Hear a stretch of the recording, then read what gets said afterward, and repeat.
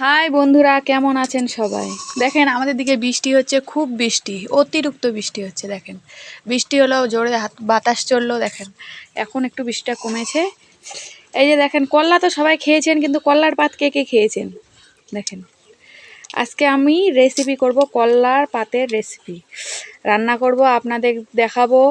আপনারাও বাড়িতে চেষ্টা করবেন, দেখবেন খুবই সুস্বাদু, খুবই সুন্দর, খুবই মানে কি বলবো, মানে কলা যদি গিমা যদি না থাকে, যেই সিজনে গিমা থাকবে না সেই সিজনে কলা রান্না করবেন।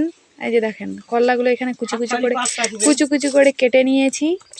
আর আমার দিদি কি করছে দেখেন, রসুন ছুটাচ্ছে, রসুনের কোয়াগুলো বের করে নিতে হবে।